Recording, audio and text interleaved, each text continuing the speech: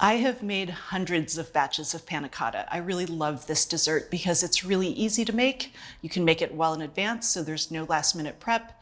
And I can change up the flavor and the feel of the dish by changing the garnishes or infusing different things into the cream. My favorite version contains buttermilk, and that's what we're gonna make today. But before I get to that, let's start with the sugar. And I need a half a cup of sugar, which is 3.5 ounces. I don't like to use measuring cups when I don't have to. I spend a lot of time in restaurants where we just weighed everything. So that's what I'm doing today. Great. Next up, a pinch of salt. And then the key ingredient to panna cotta is the gelatin.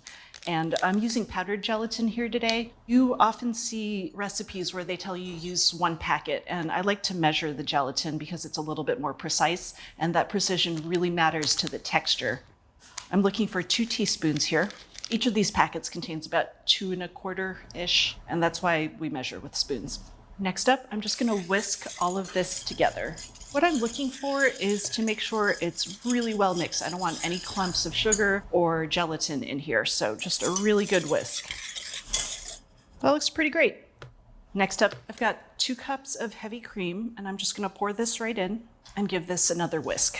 While I'm doing this, I really wanna make sure I get into the corners of the pot so that there aren't any dry clumps. Everything in here has to be really well moistened. Now this is just gonna hang out for 5 minutes. So our cream has been sitting for about 5 minutes. It's time to get some flavor in there. I've got a vanilla bean today, and you can flavor this with just about anything. If you're using a vanilla bean, you want to split it down the middle, and it doesn't have to be precise. You just need to get it open. So I'm using vanilla today, but you can use other extracts. You can use herbs or citrus. In fact, I developed a couple variations on this recipe. One of them features Thai basil, and the other features grapefruit, and they're on our website. And then you want to scrape out those seeds. I like to use the back of the tip of my knife to do this. And those seeds are sticky. You can go right in the pot, as can the bean. All right, let's get cooking.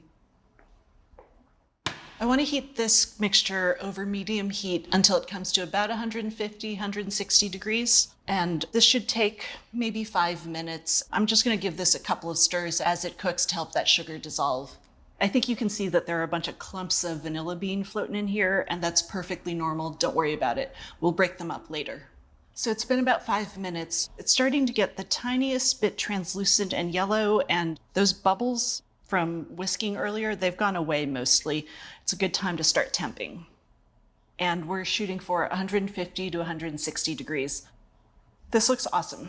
So this needs to cool before we can move on to the next step. Gelatin is really important to the texture of panna cotta, and we're working with powdered gelatin here, which has to be rehydrated before we can use it. That process is called blooming. Now, how you add the liquid to the gelatin, it's really important. If you add it improperly, the gelatin clumps, and then you don't get its full thickening power. Let's look at the traditional method. Powdered gelatin consists of tiny granules of dry protein strands. The granules are sprinkled over a liquid and left to hydrate for several minutes. As the granules hydrate, water slowly makes its way from the outside to the center of each one. If you shortchange this step and simply stir the gelatin into the liquid, the surfaces of the granules will stick together, forming lumps before the water has a chance to penetrate all the way through. This not only makes the mixture lumpy, but it means only some of the gelatin is fully hydrated, so it won't have the same thickening power. There's another way to prevent clumps from forming, and it's called bulking. We're using it today, and what it involves is combining the gelatin with dry ingredients before we add our liquid. Today, our dry ingredients are sugar and salt. By dispersing the gelatin granules with other dry ingredients before they get wet, we ensure they stay separate, don't clump together, and the gelatin is able to reach its full thickening ability. And that's why properly hydrated gelatin is the key to our silky panna cotta. So it's been about 15 minutes, so I'm going to check the temperature of this mixture. I'm shooting for a temperature of 105 to 110. That looks pretty great. Time to get this out of the pot. I'm going to strain this mixture through a fine mesh strainer into a bowl. And now is the time to kind of work out those vanilla lumps. I like to leave the strainer in the bowl and just kind of run my spat around, mash everything into the strainer. That breaks up those clumps that I mentioned earlier. So I've got 2 cups of buttermilk and I'm just gonna pour it right in. I'm adding it now because if I'd tried to add it earlier, the buttermilk would have curdled and we would have ended up with this gross separated thing that is not panna cotta. Now I'll just whisk this together, and I want to go kind of gently because I don't want to make too many bubbles. You can use a ladle or you can transfer this to a measuring cup, but I have poured so many of these that I don't bother. It's just more dishes that I do not want to do. I'm using 5-ounce ramekins here because I'm planning on unmolding these later. If you don't want to unmold them, you can use a tumbler or maybe a wine glass. As long as it holds about 5 ounces of liquid, you're good to go because we're pouring 4-ounce portions.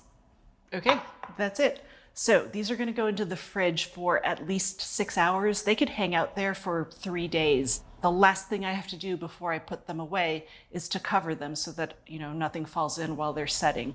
I don't like to use plastic wrap for this because it kind of lands in the panna cotta and makes a mess. Instead, I'd use another baking sheet. So it's been 6 hours and these are good to go. You can see they're wobbly, but set, and they're not jiggling too much. I'm gonna need a paring knife.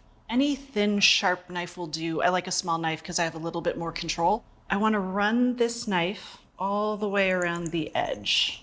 And you can see that little gap that's in there, and that gap is really important. As long as that gap stays in place, panna cotta is gonna pop right out. So, just gonna cover this and invert.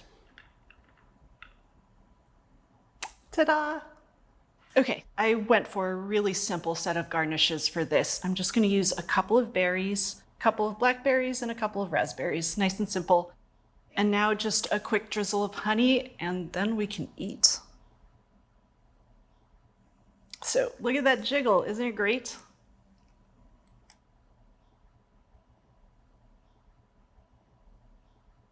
Oh, that's so good. It's clean and light. You get that tang of the buttermilk, and it's fantastic with these tart berries.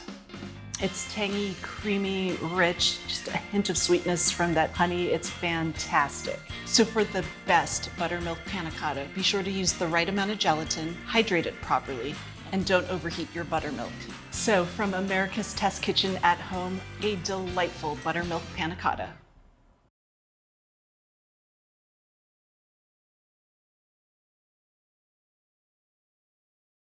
Thanks for watching America's Test Kitchen. What'd you think?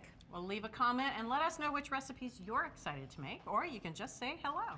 You can find links to today's recipes and reviews in the video description. And don't forget to subscribe to our channel. See you later. I'll see you later.